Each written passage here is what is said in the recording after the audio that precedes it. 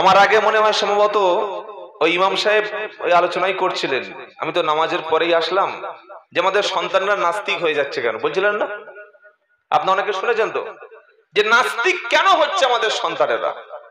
মুফতি সাহেব বলছিলেন যে কেন নাস্তিক হয়ে যাচ্ছে। নাস্তিক হওয়ার পিছনে, আমার ছেলে মুরতাদ হওয়ার পিছনে সবচাইতে প্রধানতম যে কারণটি সেটা হলো তাকে সুশিক্ষায় শিক্ষিত না করা। সুশিক্ষায় শিক্ষিত মানে মাধ্যমিক, graduation, MA, double MA, LLB, lawyer, WBCS, কত রকমের শিক্ষা, এমকম, বিটেক, এমএসসি, বিএসসি, কত রকমের শিক্ষা অর্জন করছে, তারপরে সে সুশিক্ষা পাচ্ছে না।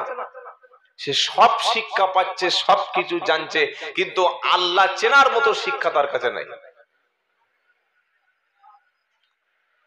স্কুলের হেডমাস্টার বলে দিয়েছে যে জিনিস দেখা যায় না সেটা বিশ্বাস করি না। শুনছেন আপনারা? আরে বলছেন না কেন? হ্যাঁ, হেডমাস্টার বলছে এই ছেলেরা শোনো, যেটা দেখো না ওটা বিশ্বাস করবে না, আগে দেখো, পর্যবেক্ষণ করো, অ্যানালাইসিস করো, তবে বিশ্বাস করো। এবার ও বাড়িতে এসছে, আসরের নামাজের সময় বাড়ি এসছে, ক্লাসের ব্যাগ ট্যাগ সব রেখে দিয়েছে। আব্বা বলছে বাবা আসরের নামাজটা মসজিদে পড়ে এসো। নামাজ পড়ে এসছে, মাগরিবের নামাজটা মসজিদে পড়ে এসছে, তা নামাজ পড়ে একটু কোরআন পড়ো। এবার নামাজ পড়ে, খুব ভালো করে লক্ষ্য করুন, মাগরিবের নামাজ পড়ে কোরআন পড়ছে, আলিফ লাম মিম যালিকাল কিতাবু লা রাইবা ফীহি হুদাল লিল মুত্তাকিন। তো বলছে ঠিক আছে, এখন তো সব অনলাইন, এই একটু গুগল ট্রান্সলেট করে দেখি কি বলছে। হ্যাঁ, ও একটু আরবিটাও পড়ছে আর সাথে সাথে মোবাইল একটু গুগল ট্রান্সলেট পড়ছে। যালিকাল কিতাবু লা রাইবা ফি, ওই সেই কিতাব যার মধ্যে কোনো সন্দেহ নাই, যার মধ্যে কোনো বৈপরীত্য নাই, যার মধ্যে কোনো কন্ট্রাডিকশন নাই, যার মধ্যে কোনো পরস্পর বিরোধী কথা নাই, যার মধ্যে ভুল হওয়া দূরের কথা, কোনো সন্দেহ নাই। যখন এই ছেলেটা, শিক্ষিত ছেলেটা ভালো, খুব সুন্দর কিতাব পড়ছে, আরেকটু সামনে গেল, হুদাল লিল মুত্তাকিন, এটা মুত্তাকিদের জন্য, খোদাভীরুদের জন্য, পরেশগারী ব্যক্তির জন্য কোরআন হলো পথ প্রদর্শক। বেশ ভালো কথা, আল্লাহ তো খুব ভালোই বলছে। দেখি একটু সামনে যাই, আরেকটু সামনে পড়ছে কে?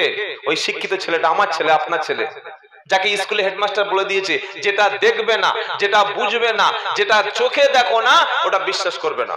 খুব ভালো একটা মানে থিওরি দিয়ে দিয়েছে। এবার পড়ছে, কি পড়ছে? আল্লাযীনা ইউমিনুনা বিল গায়বি ওয়া ইউকিমুনাস সালাতা ওয়া মিম্মা রাযাকনাহুম ইউনফিকুন ওয়াল্লাযীনা ইউমিনুনা বিমা উনজিলা ইলাইকা ওয়া মা উনজিলা মিন ক্বাবলিক ওয়া বিল আখিরাতি হুম ইউকিনুন।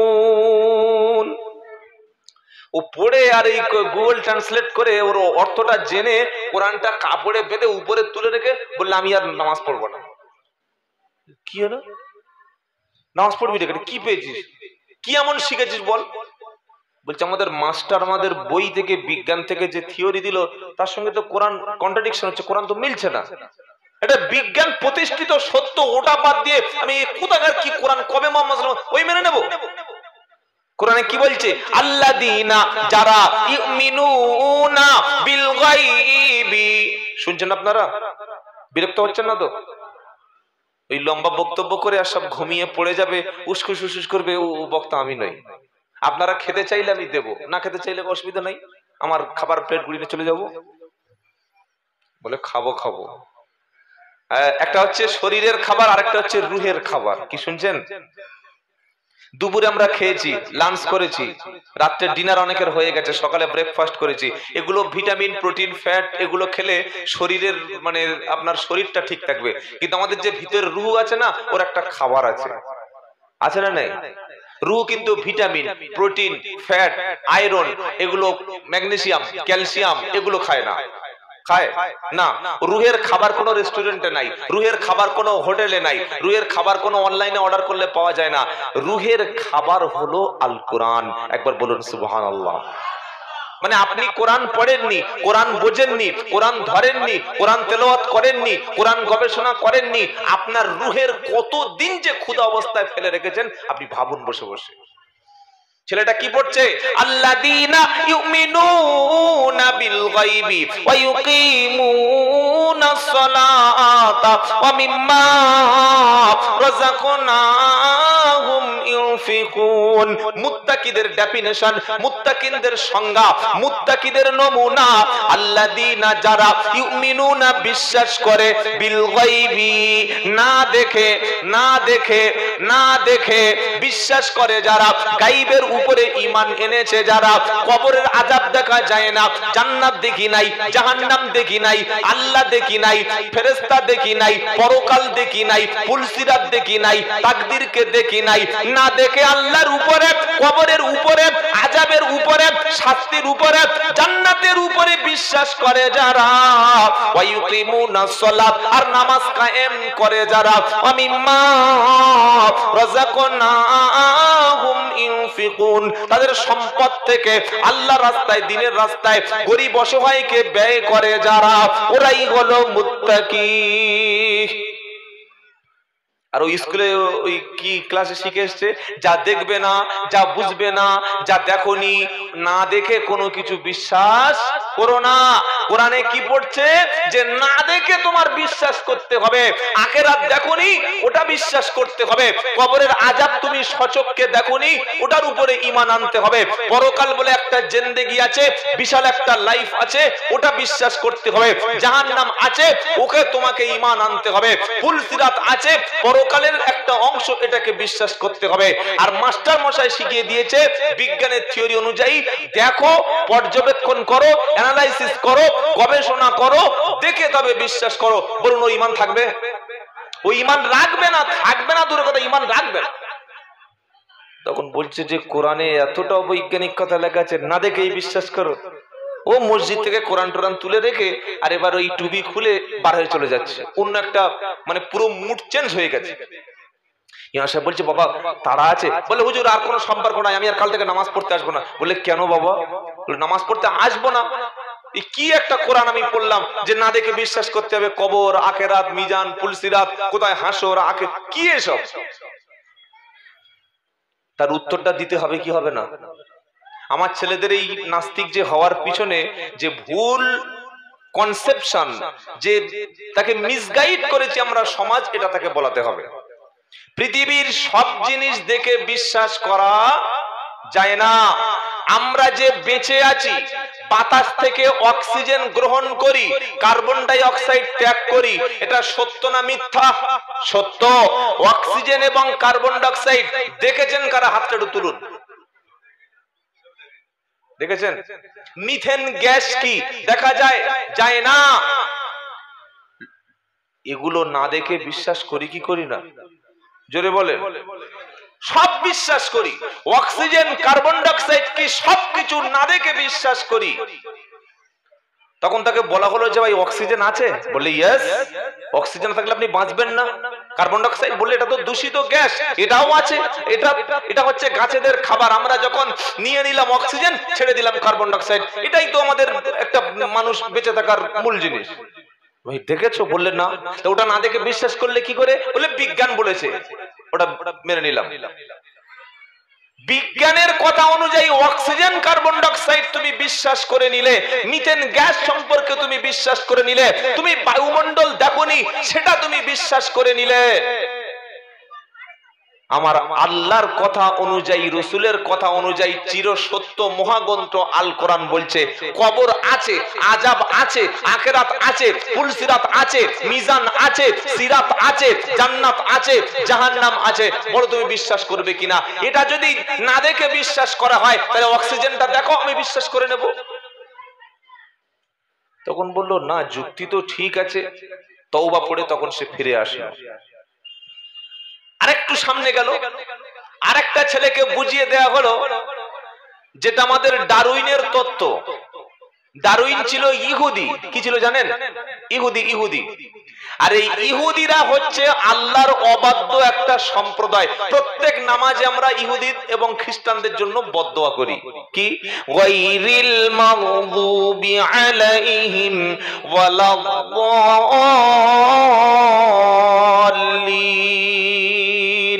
আমিন। গায়রিল মাগদুব ওয়ালাদ-দাল্লিন, এখানে দুটো সম্প্রদায়ের বিরুদ্ধে আমরা আল্লাহর কাছে বললাম, আল্লাহ তাদের পথে পরিচালনা করো না, তাদের রাস্তা আমাদেরকে ধরিয়ে দিও না। কোন রাস্তা? একটা হলো ইহুদি মাগদুব, যারা অভিসম্পদ প্রাপ্ত, গজব প্রাপ্ত, লানত প্রাপ্ত।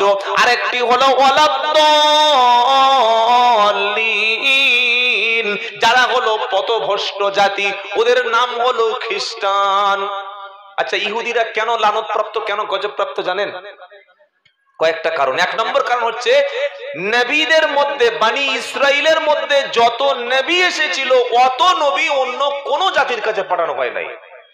হ্যাঁ, সবচাইতে বেশি নবী আম্বিয়া আলাইহিমুস সালামের মধ্য থেকে আল্লাহ তাআলা এই ইহুদি জাতিদের সম্প্রদায়ের কাছে, বানি ইসরাইলদের কাছে বেশি নবী এসেছিল। তারা নবীদের হত্যা করেছে, নবীদেরকে হত্যা করেছে, নবীদেরকে অস্বীকার করেছে। আল্লাহর নবী মুহাম্মদ সাল্লাল্লাহু আলাইহি সাল্লামের আগে ঈসা আলাইহিস সালাম, তার অনেক আগে মুসা আলাইহিস সালামের মতো নবীর সঙ্গে তারা ধোঁকাবাজি করেছে, প্রতারণা করেছে, চিটিংবাজি করেছে। এই ইহুদি সম্প্রদায়, তাদের জন্য আমরা গভীর সম্পাদ করলাম, বদদোয়া করলাম। তো এই ইহুদি জাতিদের সন্তান হলো মিস্টার ডারউইন। তিনি বলছে মানুষ এসেছে, তার থিওরি অফ এভলিউশন হলো মানুষ এসেছে বাঁদর থেকে, শিম্পাঞ্জি থেকে, সেটা তার থিওরি। কিন্তু আমরা যারা মুসলমান, আমার ছেলেটা যদি মক্তবে না পড়ে, কোরআন যদি না পড়ে, কোরআনের অনুবাদ যদি না পড়ে, ও যদি স্কুলে গিয়ে এটাই পড়ে যে মানুষ এসছে শিম্পাঞ্জি থেকে, মানুষ এসছে বাঁদর থেকে, আর ওটা যদি বিশ্বাস করে নিয়ে থাকে, ও যদি কোরআনের আয়াতটা না পড়ে থাকে, মানুষ সৃষ্টির তত্ত্বটা যদি তার জানা না থাকে, ওই ইহুদি ওই ডারউইনের কথাটা, চার্লস ডারউইনের কথা বিশ্বাস করবে, না জলসায় বসে বক্তার কথা বিশ্বাস করবে? কোনটা করবে?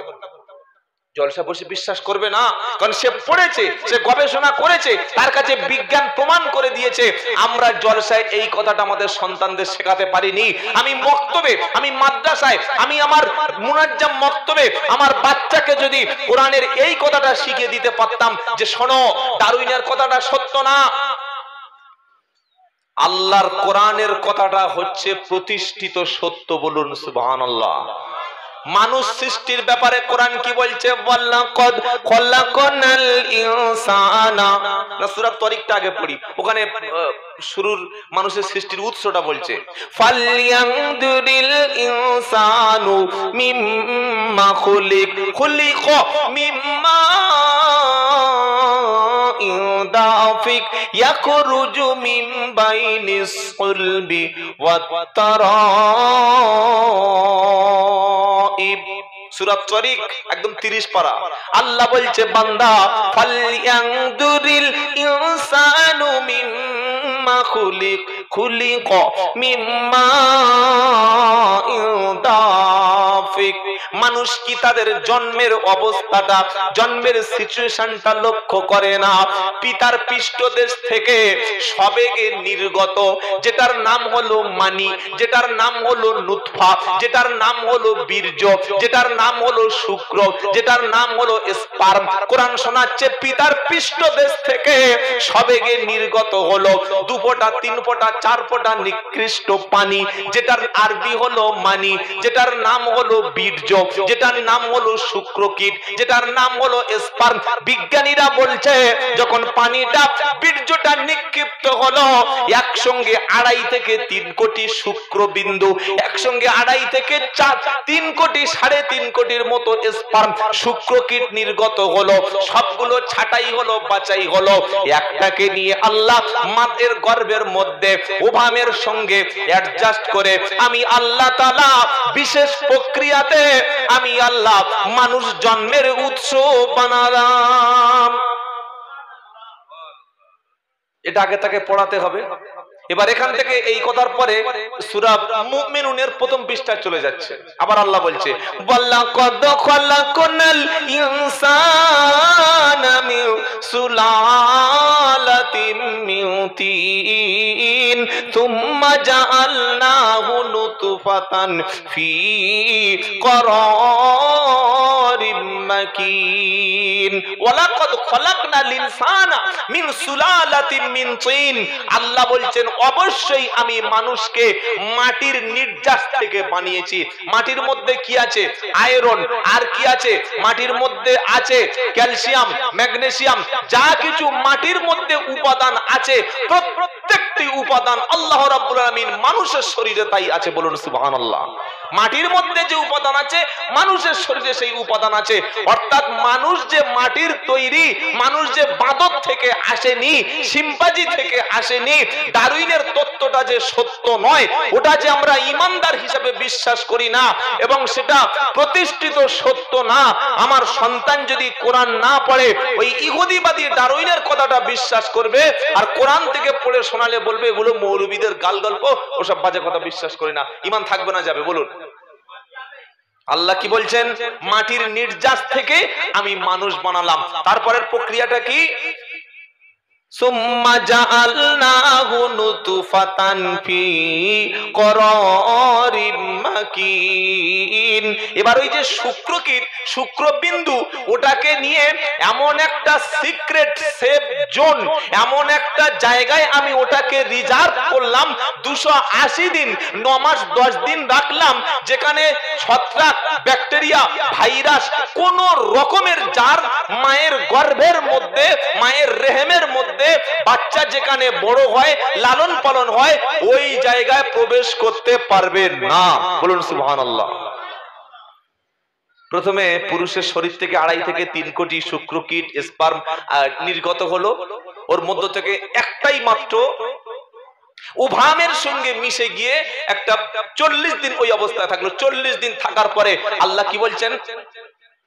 সুম্মা জাআলনাহু নুতফাতান ফি করারিম মাকিন সুম্মা খলাকনান নুতফাতা আলাকা ফাখলাকনাল আলাকাতা মুদগা ফাকাসাউনাল ইযামা লাহমা সুম্মা আনশানাহু খালকান আখার ফাতাবারাকাল্লাহু আহসানুল খালিকিন।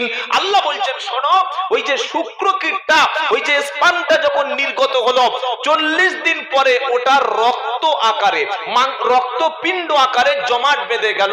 তারপরে আরো 40 দিন পরে ওটা মাংসপিণ্ড হলো। এরপরে আমি আল্লাহ ছোট বড় ওর মধ্যে ওই মাংসটাকে একটা স্ট্রাকচার, একটা বডিতে রূপান্তরিত করে ওর মধ্যে হাড় দিলাম। কটা হাড় থাকে মানব শরীরে? 206টি হাড়, ছোট বড় বিভিন্ন হাড় হাড্ডি দিয়ে যখন তুমি পৃথিবীতে ভূমিষ্ঠ হবে, হওয়ার আগে বিজ্ঞানীরা বলেছেন মায়ের পেটে সন্তান যখন আসে, যখন 120 দিন বয়স হয়, অর্থাৎ 4 মাস বয়সে ওই মায়ের পেটের সন্তানটার মধ্যে তখন রূহ আল্লাহ দিয়ে দেয়, তার মধ্যে আত্মা আসে, তার মধ্যে জীবন আসে। এজন্য যদি কোনো ব্যক্তি মায়ের পেটে বাচ্চা আসার পরে, গর্ভে বাচ্চা আসা যাওয়ার পরে ট্যাবলেট, ক্যাপসুল, ইনজেকশন বা বিভিন্ন পদ্ধতিতে ওই বাচ্চাটাকে হত্যা করে, বাচ্চা নষ্ট করে, গর্ভপাত করে, 15 নম্বর পারা 4 নম্বর পৃষ্ঠা 2 নম্বর লাইন 32 নম্বর আয়াত সূরা বনী ইসরাঈল আল্লাহ বলছেন ওয়ালা তাকতুলু আওলাদাকুম খাশিয়াতা ইমলাক। রুজির ভয়ে, খাওয়ানোর ভয়ে, বাচ্চাকে কি খাওয়াবো, খাওয়াতে পারবো না, দায়িত্ব নিতে পারবো না, এই ভয়ে যেন তোমরা তোমাদের সন্তানকে হত্যা করো না। নাহনু নারযুকুকুম নারযুকুহুম ওয়া ইয়াকুম। আমি আল্লাহ বাচ্চাদের রুজিটা আর তোমাদের রুজিটা আমি দিয়ে থাকি। ইন্না কতলাহুম কানা খিসআন কাবীরা। নিশ্চয়ই যারা এই রকম হত্যা করে, মায়ের পেটে বাচ্চাটাকে অবর্ষণ করে, গর্ভপাত করে, তারা কাতিল, তারা অপরাধী, তারা হত্যাকারী, তারা একজন খুনি। 120 দিন বয়সে আল্লাহ কি দিয়ে দিলেন? রূহ দিয়ে দিলেন, লাংস দিলেন, তার মধ্যে কিডনি দিলেন, হার্ট দিলেন, পুরো একটা স্ট্রাকচার বানিয়ে মায়ের পেট থেকে আস্তে করে আল্লাহ তাআলা পৃথিবীতে আনলেন। তাহলে মানুষ বাঁদর থেকে এসেছে না কোরআনের থিওরি মাটি থেকে? আদমের সন্তান মাটি থেকে এসেছে। কিসের থেকে? মাটি থেকে এসেছে, এটা আমাকে বিশ্বাস করতেই হবে, এটার উপরে ঈমান আনতে হবে। আর এই ঈমানটা আনার জন্য আমার সন্তান যাতে নাস্তিক না হয়, মুরতাদ যাতে না হয়ে যায়, সেজন্য বাচ্চা থেকে কোরআনের এই শিক্ষাটা, কোরআনের অর্থ সহ তাকে শিক্ষা দিতে হবে। এই উত্তর 24 পরগনা একটা ছেলে, আমাদের উত্তর 24 পরগনায়, ওর নাম হচ্ছে মিস্টার সাবির। উনি একজন শিক্ষক ছিলেন। যখন পহেলগাঁও হামলা হয়, সন্ত্রাসীরা হামলা করে কাশ্মীরে, হামলা হওয়ার পরে সে ইসলাম ত্যাগ করলো। মিডিয়ার সামনে এসে বলল আমি ইসলাম ত্যাগ করলাম। কেন? বলল যে ইসলামের মধ্যে ইসলামী মৌলবাদীরা, ইসলামী জঙ্গিরা, মুসলমানরা মানুষকে হত্যা করে, ধর্ম জিজ্ঞাসা করে করে করে, ওই ইসলাম আমি মানি না, ওই ইসলাম আমি ত্যাগ করলাম।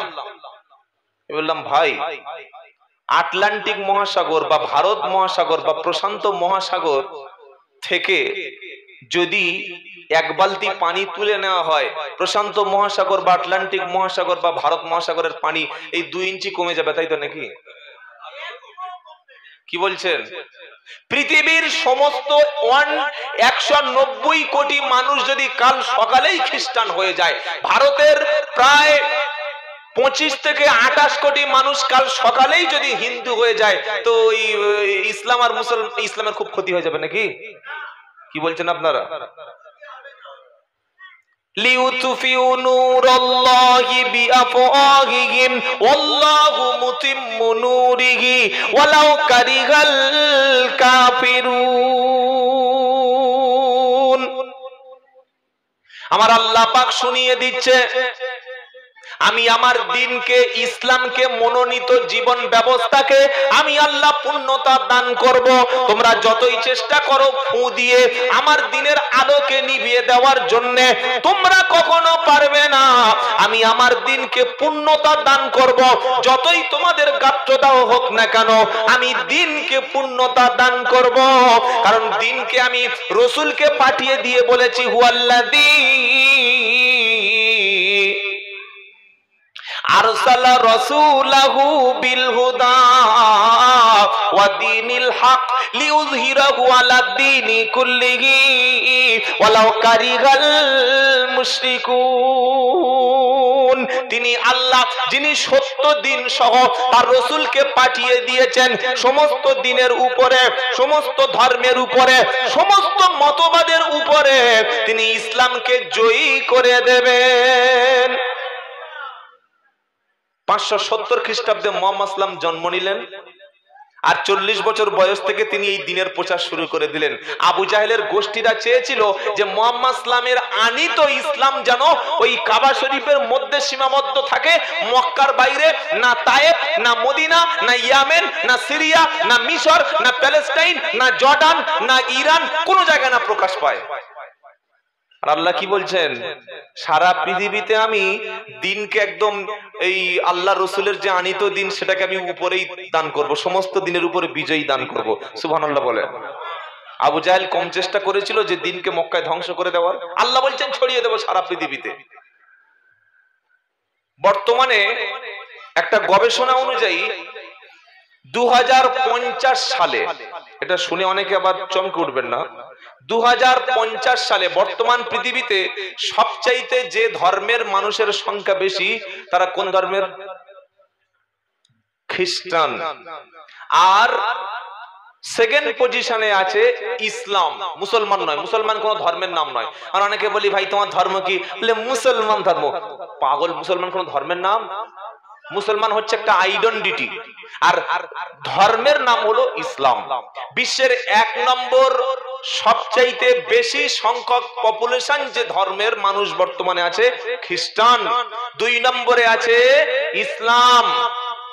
যারা রিসার্চ করছে সারা পৃথিবীতে যে কোন ধর্মের গ্রোথ বেশি হচ্ছে, বাড়ছে, কোন ধর্ম অগ্রগতি হচ্ছে দ্রুত আকারে, তারা দেখছে 2050 সালে খ্রিস্টান আর ইসলাম, অর্থাৎ যিশু খ্রিস্টের, অর্থাৎ ঈসা আলাইহিস সালামকে যারা ভ্রান্ত হয়ে গিয়ে ঈসা নবীর উম্মতেরা খ্রিস্টানে রূপান্তরিত হয়ে গেছে, এই খ্রিস্টানিজম এবং ইসলামিজম এই দুটো এক হয়ে যাবে। কি বলছি কথা বুঝতে পেরেছেন? তো আপনি যদি ইসলাম ত্যাগ করে দেন, আপনি যদি ধর্ম ছেড়ে দেন, আপনি যদি আল্লাহর আনিত দ্বীনকে ছেড়ে দেন, আল্লাহর কোনো ক্ষতি নাই। আপনি যদি নামাজ না পড়েন, যদি কোরআন না পড়েন, যদি মদ খান, যদি সুদ খান, যাকাত যদি না দেন, আপনি যদি ওই নারীর উপরে যে পর্দা ফরজ এটা বিশ্বাস না করেন, এতে আল্লাহ বা রাসূলের কোনো ক্ষতি আছে নাকি? কোনো ক্ষতি নাই। কেন ক্ষতি নাই? আল্লাহ তার দ্বীনকে তিনি আল ইয়াউমা আকমালতু লাকুম দীনাকুম, তিনি তার দ্বীনকে কমপ্লিট করে দিয়েছেন। কোন রকমের বাড়ানো কমানো যাবে না। শোনাচ্ছিলাম আমাদের সন্তানদেরকে আমরা নাস্তিকতার হাত থেকে কিভাবে ফিরিয়ে আনতে পারি। এবার ছেলে প্রশ্ন করছে, আব্বা সত্যি কি আল্লাহ আছে? বলে কেন এরকম প্রশ্ন করছো? এরকম প্রশ্ন কেন করছো? বলছে আল্লাহ যদি সত্যি থেকে থাকে, আল্লাহ যদি সত্যি পৃথিবীতে থাকে, কোন জায়গায় না কোন জায়গায় যদি আল্লাহ থাকে, তো দেখা যাচ্ছে না কেন? প্রশ্ন দেখুন দেন দেখি। আল্লাহ বলছে আমাকে তোমরা দেখতে পাচ্ছ না? আল্লাযী জাআলা লাকুমুল আরদা ফিরাশা ওয়াস সামাআ বিনাআ ওয়া আনজালা মিনাস সামাই মাআন ফাআখরাজা বিহি মিনাস সামারাতি রিজকাল লাকুম ফালা তাজআলু লিল্লাহি আনদাদা ওয়া আনতুম তা'লামুন। সূরা বাকারা।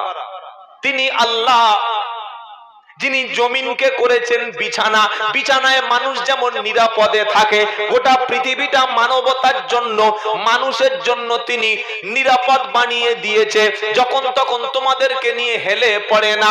পৃথিবীর তলায় রয়েছে অসংখ্য ছোট বড় প্লেট, এগুলি হচ্ছে চলমান প্লেট।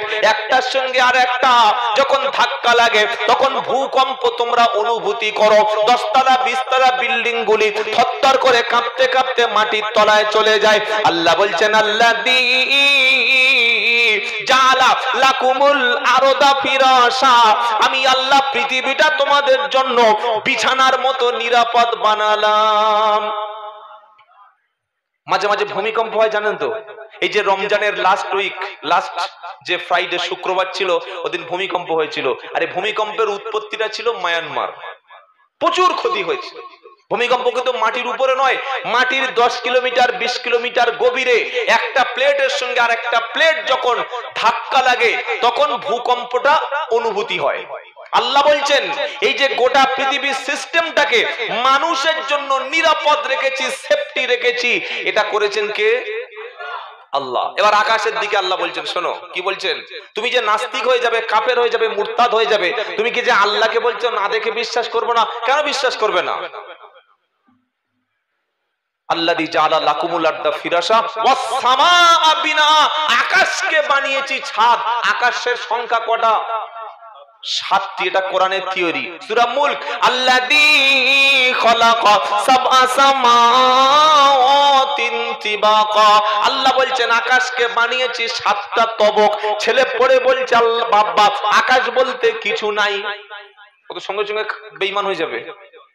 কি গো, মহাশূন্য, শূন্য, শুধু শূন্য, মহাশূন্য, আকাশ বলতে কিছু নাই। আর কোরআন বলছে 7টা বানিয়েছি। আল্লাহ বলছেন আকাশটা তোমাদের উপরে বানিয়েছি ছাদ, আর আকাশটা তোমাদের উপরে বানিয়ে দিয়েছি আসমান থেকে বৃষ্টি আমি বর্ষণ করি। সুবহানাল্লাহ বিহামদি সুবহানাল্লাহিল আযীম।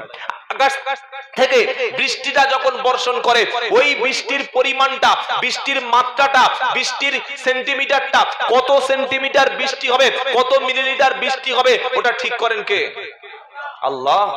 তিনি যদি বলে আমি বৃষ্টি দিয়েই যাব কন্টিনিউয়াস, যদি 1 মাস বৃষ্টি হয়, মেদিনীপুর জেলা আপনাদের থাকবে তো? কলকাতা থাকবে নাকি? সব ডুবে যাবে।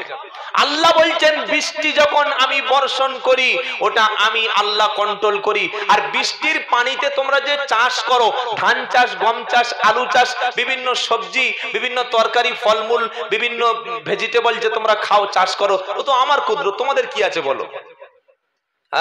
আফারাআইতুমুল মা আল্লাযী তাশরাবুন। এ বান্দা, তুই বলছো আল্লাহ নাই, আল্লাহ বিশ্বাস করি না, আল্লাহ আবার কে? আমি নামাজ পড়বো কেন? আল্লাহ বলছে শোনো, তোমরা যে পানি পান করো ওই পানিটা কি ভেবে দেখেছো? তোমরা যে ড্রিঙ্কিং ওয়াটার, মিনারেল ওয়াটার কিনলে, জলের বোতল কিনে খাচ্ছ, 20 লিটারের জলের বোতল 10 টাকা করে, তোমাদের পাম্প মেশিন দিয়ে সার্ভিস করে সুন্দর করে তুলে ওটাকে ফিল্টারেশন করে তোমাদের কাছে যে সাপ্লাই করছে, আল্লাহ বলছে শোনো, আফারাআইতুমুল মা আল্লাযী তাশরাবুন আআনতুম আনজালতুমুহু মিনাল মুজনি আম নাহানুল মুনজিলুন। সূরা ওয়াকিয়া 27 পারা। কোরআন বলছে শোনো, আমি আসমান থেকে যে পানিটা বর্ষণ করি, আমি ইচ্ছা করলে লবণ পানি, লবণাক্ত পানি বর্ষণ করতে পারতাম। তোমরা যে মিষ্টি পানি পান করছো, বলো পানিটা তোমরা বর্ষণ করো না আল্লাহ বর্ষণ করে? কে করে?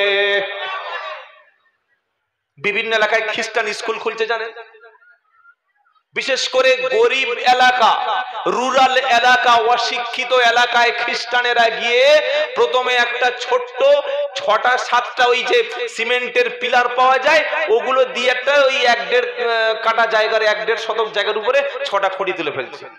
এইবার নাম দিয়েছে একটা সুন্দর একটা বার্মিংহাম প্রাইমারি স্কুল নাম দিয়ে দিল। কুচি কুচি কুচি বাচ্চাদেরকে সেখানে শিক্ষা দিচ্ছে ফ্রি অফ কস্ট, তারপরে ড্রেস দিচ্ছে ফ্রি, সকালে করে ওদের যে খাবারটা টিফিন ওটাও ফ্রি দিচ্ছে, মাসে মাসে টাকাও ফ্রি দিচ্ছে। দিয়ে বাচ্চাদের একদিন বলছে, আচ্ছা বাচ্চারা বলো তো, এই আকাশ থেকে যে খাবারটা আসে, যে খাবার বা বৃষ্টি যেগুলো আসে, ওটা কে দেয়? ছোট ছোট আমাদের বাচ্চারা তখন বলছে আল্লাহ আল্লাহ আল্লাহ। ওদেরকে শেখানো হচ্ছে আল্লাহ নয়, আকাশ থেকে যে খাবার দেয় তার নাম হচ্ছে যিশু, তার নাম হচ্ছে ওই জেসাস ক্রাইস্ট। এটা পড়ো, এটা বিশ্বাস করো। খ্রিস্টান স্কুলগুলোতে সূক্ষ্মভাবে আপনার এবং আমাদের সন্তানদের মগজ ধোলাই করে নাস্তিকতার দিকে, খ্রিস্টানের দিকে, ঈমান থেকে ফিরিয়ে আনার চেষ্টা তারা সফলভাবে করে যাচ্ছে। আমি বলছি না যে আপনারা খ্রিস্টান স্কুলে বাচ্চাদের পড়াবেন না, অবশ্যই পড়ান। খ্রিস্টানদের সঙ্গে আমাদের ধর্ম আলাদা হতে পারে, কিন্তু শিক্ষার ক্ষেত্রে কোনো আমরা ধর্মবাদ বিচার করি না। সেই জায়গায় আপনার সন্তানগুলিকে পড়াতে দেবেন না যে জায়গায় আপনার সন্তান গেলে দেশের শত্রু হবে, ইসলামের দুশমন হবে, রসুলের বিরুদ্ধে কথা বলবে, আল্লাহ বিদ্বেষ তৈরি হবে, আখিরাতমুখী হবে না, জান্নাত জাহান্নাম বিশ্বাস করবে না, যেখানে মদের লাইসেন্স পাবে, যেখানে পর্দা জিনিসটাকে অস্বীকার করবে, বাপ মাকে বৃদ্ধাশ্রমে পাঠাবে, এরকম শিক্ষা ক্ষেত্রে যদি আমাদের সন্তানকে পাঠাই, নাস্তিক মুরতাদ বেদিন হয়ে, জ্যান্ত মুশরিক জাহান্নামী হয়ে সন্তান বাড়ি ফিরে আসবে। আমাদের দুর্ভাগ্য কি জানেন? কিছু মনে করবেন না, এটা বলি আমি সব জায়গায়। আমরা 30 লাখ টাকা খরচ করে মসজিদ বানাতে পারি, কিন্তু ওই মসজিদের শিক্ষা ব্যবস্থার জন্য বছরে 1 লাখ টাকা খরচ করতে পারি না। আমি এসে আমাদের এই যারা কমিটির যারা আমাকে এনেছেন, আমন্ত্রণ করেছেন বা দাওয়াত দিয়েছেন, এসে আমাদের ওস্তাদ বলছিলেন, যারা ছিলেন, যে প্রায় 250 মতো ছাত্র পড়াশোনা করেন, 350। আলহামদুলিল্লাহ বলেন, 350 ছাত্র স্টুডেন্ট, আমাদের সন্তানেরা আল্লাহ, রসুল, দিন, হালাল হারাম, জায়েজ না জায়েজ এগুলি শেখার জন্য যে মেহনত, মুনাজ্জাম মক্তব শুরু করেছেন। আমি দোয়া করি আল্লাহ রাব্বুল আলামিন আপনাদের এই খেদমতে, এই পরিশ্রমকে কবুল করুন, বলুন আল্লাহুম্মা আমিন। যে মেয়েটা প্রাইমারি স্কুলে বোরকা বুঝলো না, হিজাব বুঝলো না, সালোয়ার কামিজ বুঝলো না, হাই স্কুলে গেল, পর্দা প্রথার কোন জিনিস সে শিখলো না, একটা গেঞ্জি একটা প্যান্ট পরে রাস্তায় অবলীলায় নাস্তিক মুরতাদদের মতো চললো, হাই স্কুল থেকে কলেজে গেল, কলেজ থেকে ইউনিভার্সিটিতে গেল, ফ্রি মিক্সিং পরিবেশে সবার সঙ্গে মিশলো, একসঙ্গে বসে মদ খেলো, বন্ধুদের সঙ্গে মিশে সিনেমা হলে গেল, বন্ধু বান্ধবদের সঙ্গে বসে তারা একসঙ্গে গল্প করলো। ওই রকম মেয়েকে আপনি কলেজ ইউনিভার্সিটির ছাত্রী, যার কাছে ইসলাম ছিল না, কোরআন ছিল না, কোনদিন নামাজ পড়েনি, দিন বোঝেনি, ধর্ম শোনেনি, মক্তব জানে না, ইসলাম পড়েনি, মাথায় কোনদিন হিজাব ছিল না, এই নারী যদি হাজী সাহেবের বাড়িতে বউ হয়ে চলে আসে, তার পরের দিন সে একবার ওই রাবিয়া বস্তির মতো দিনদার হয়ে যাবে, তাই না? পর্দার কথা বললে তখন সে সাপের মতো ফোঁস। কেন? দোষ তার নয়, দোষ আমাদের সোসাইটি, আমরা সেই পরিবেশে তাকে তুলতে পারিনি। অনেকে মনে করে ইসলাম মনে হয় নারীদের শিক্ষা দিতে মানা করেছে। না, সর্বপ্রথম এই উম্মতের মধ্যে মুহাম্মদ সাল্লাল্লাহু আলাইহি সাল্লামের স্ত্রী ছিলেন শিক্ষিকা, তার নাম হচ্ছে আম্মা জান আয়েশা রাদিয়াল্লাহু আনহা। তিনি ছিলেন হাদিসের হাফেজা, 2210টা হাদিস তিনি বর্ণনা করেছেন। তিনি ছিলেন কোরআনের হাফেজা, তিনি অসংখ্য মাসআলার শিক্ষা দিতেন। সাহাবায়ে কেরামের স্ত্রীরা যুদ্ধের ময়দানে গিয়ে সেনা বাহিনীর সাথে তারাও সেবা শুশ্রূষা করা, ডাক্তারের সঙ্গে যে নার্স যেমন সহযোগিতা করে, সাহাবায়ে কেরাম স্ত্রীরা পর্দার সঙ্গে ওহদ, বদর, খন্দকের যুদ্ধে, সেই সমস্ত যুদ্ধে গিয়ে তারা মুসলিম সৈন্যবাহিনীর সাথে থেকে সেখানে পর্দার সঙ্গে সেবা শুশ্রূষা ট্রিটমেন্টের ব্যবস্থা করেছে। বলুন সুবহানাল্লাহ। কে বলেছে ইসলাম লেখাপড়া শিক্ষা দিতে নিষেধ করেছে? কে আপনাকে বললো যে ইসলাম বলেছে কলেজে যাওয়া যাবে না, ইউনিভার্সিটি পড়া যাবে না, ডাক্তার মাস্টার সব করা যাবে, কিন্তু ইসলামিক লেভেলটা ফ্রি মিক্সিং পরিবেশ বাদ দিয়ে ছেলেদের স্কুল আলাদা, মেয়েদের স্কুল আলাদা, আলাদা পর্দার সঙ্গে, আলাদা হেফাজতের সঙ্গে নারীর চরিত্র, নারীর সতীত্ব, নারীর সম্মান হেফাজত করার জন্য ইসলামের চাইতে অন্য কোন সিস্টেম আছেন বলুন? আমি সেই সিস্টেমটা মেনে নেব। নেই। নারী যখন ইসলামের পরিপূর্ণ মেনে নেবে, তার সতীত্ব, সম্ভ্রম, ইজ্জত, আব্রু আল্লাহ হেফাজত করবে। জোরে বলুন সুবহানাল্লাহ। বললে হাতে কলমে দেখান, হজ এখন চলছে 2025 সালে, 30 থেকে 35 লক্ষ মানুষ হজে গেছে। মিনায় তারা থাকছে, আরাফাতের ময়দানে অবস্থান করছে, মুজদালিফায় অবস্থান করছে, রাতের বেলা শুয়ে আছে। একটা রিপোর্ট শুনেছেন যে হাজী সাহেব হজ করতে গিয়ে কোন লোকের স্ত্রীকে 4 জন ইরানের হাজী মিলে ধর্ষণ করেছে? হ্যাঁ বানা বলে না। মালয়েশিয়ার একটা হাজীকে ওই ইউরোপের একজন হাজীর দল গিয়ে ধর্ষণ করে ছেড়ে দিয়েছে। বাংলাদেশের একটা মেয়েকে থাইল্যান্ডের একজন হাজী গিয়ে রেপ করেছে। শুনেছেন? কেন নাই? নাই কেন? আল্লাহর হুকুম যখন কেউ পালন করে, আল্লাহ রাব্বুল আলামিন ওই নারীর সতীত্ব সংগ্রামের হেফাজতের দায়িত্ব স্বয়ং আল্লাহর হাতে হয়ে যায়। বলুন সুবহানাল্লাহ। তাই মুনাজ্জাম মক্তবের মতো এই সুন্দর সিস্টেম, এই গ্রামের মেহনতি মানুষ, ইমানদার মানুষ যেভাবে বুকের রক্ত দিয়ে, শ্রম দিয়ে গড়ে তুলেছেন, যত মানুষ এসেছেন বাইরে থেকে, আপনারা চেষ্টা করুন আপনার প্রত্যেকটি সন্তান যেন এই সিস্টেমের সঙ্গে, এই শিক্ষা ব্যবস্থার সঙ্গে যুক্ত হতে পারে।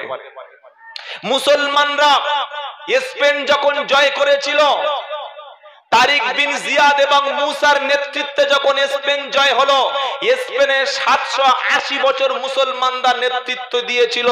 কর্ডোবা, স্পেনের যে শহরগুলি, স্পেনের বিভিন্ন সাম্রাজ্যগুলি মুসলমানরা যখন শাসন করেছিল, তখন স্পেন ছিল বিশ্বের একটা সভ্য জাতি।